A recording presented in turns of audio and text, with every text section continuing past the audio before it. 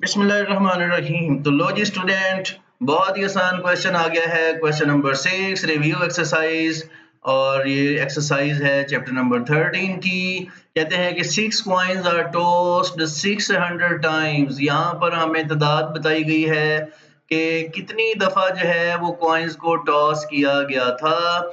6 coins थे। The number of occurrence of tails are recorded. Tails कितनी दफा आई तो इनको रिकॉर्ड किया गया and shown in the table given below, और ये जो नीचे टेबल दिया गया है उसके अंदर हमने लिख लिया। Find the relative frequency in the given table. तो इस टेबल में हमने रिलेटिव फ्रीक्वेंसी फाइंड करनी है।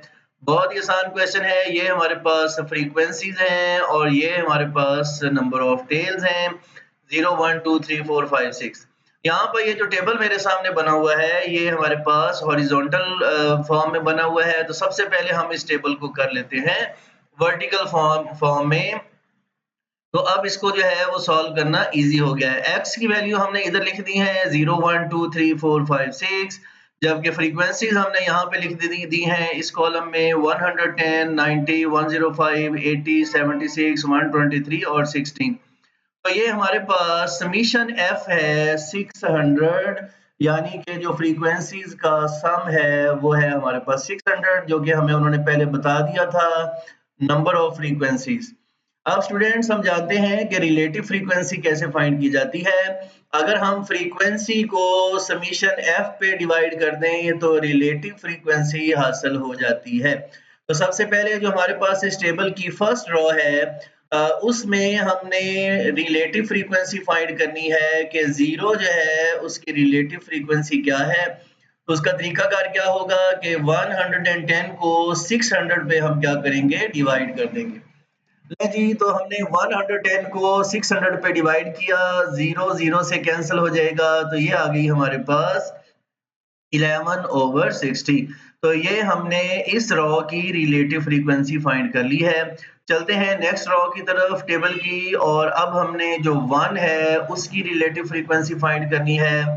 तो 90 को हम जो है वो समेशन एफ पे डिवाइड करेंगे, तो ये हमारे पास 0 0 से कट जाएगा, मजीद भी 3 पे डिवाइड होगा, तो ये हो जाएगा हमारे पास 3/20।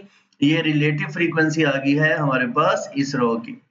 चलिए अब चलते हैं नेक्स्ट रो की तरफ। वहां पर हमें x की वैल्यू 2 दी गई है, तो अब हमने 2 की रिलेटिव फ्रीक्वेंसी फाइंड करनी है। 105 दिया गया है फ्रीक्वेंसी, उसको टोटल फ्रीक्वेंसी पे डिवाइड करेंगे, तो ये आ जाएगा हमारे पास 7/40। ले जी, ये हमने रिलेटिव फ्रीक्वेंसी फाइंड कर ली है। नेक्स्ट चलते हैं नेक्स्ट रो में हमारे पास जो 3 है उसकी रिलेटिव फ्रीक्वेंसी फाइंड करनी है। तो 80 को हम डिवाइड करेंगे 600 पे, तो लें जी 80 को 600 पे डिवाइड किया, तो ये आ गया हमारे पास 2/15। नेक्स्ट रो में हम 76 को 600 पे डिवाइड करेंगे, तो ये हमारे पास आ गया 19/150।